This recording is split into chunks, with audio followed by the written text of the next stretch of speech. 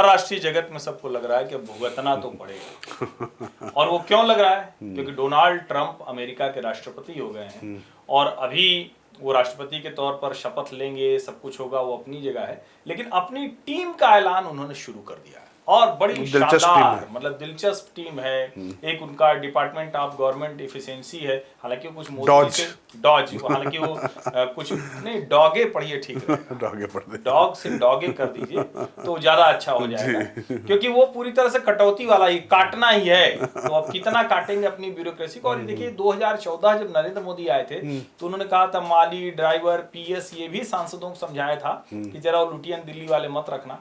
अब मुझे लगता है 10 साल बाद जरा मोदी जी को भी अपना ही मंत्र फिर से याद करने की जरूरत है। डोनाल्ड ट्रंप ने तो उसे कॉपी कर लिया, अब कितना स्लैश कर पाएंगे, कितना काट पाएंगे, ये एक बड़ा सवाल है। एलन मस्क और विवेक रामास्वामी, ये दो लोग हैं, इसमें रामास्वामी भारतीय मूल के।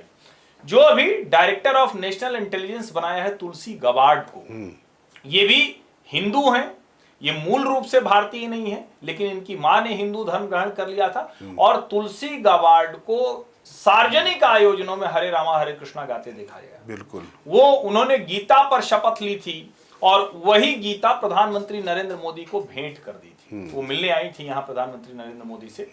जो माइक वॉर्ड्स हैं वो बहुत ज्यादा, जिसको कहे ना कि वो भी कमांडो रहे हैं और उनकी जो ट्रेनिंग रही है, तो ये एक तरह से एक ऐसे लोगों का समूह है जो एंटी चाइना बेसिकली कहा जाए, प्रो इंडिया कहा जाए, लेकिन उसमें एक खतरा ये है कि ये एंटी रशिया और एंटी ईरान भी है।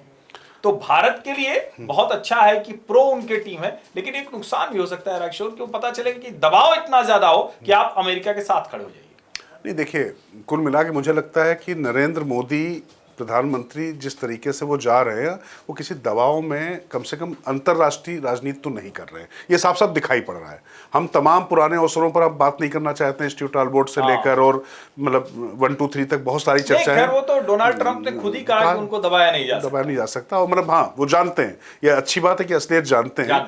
और मुझे लगता है कि चुनाव से पहले जिस तरीके से ब्रिक्स में जाके एक जो मैसेज दिया था मोदी ने, वो अपने आप में तय। लेकिन अच्छी बात यह है कि जब वो चाइना की तरफ ज़्यादा शिफ्ट होगा, अभी क्या है कि जैसे इनका थोड़ा रशिया की तरफ ज़्यादा जोर रहता था, अब जब चाइना की तरफ रहेगा तो भारत ज़्यादा उनका भरोसेमंद एलाई होगा।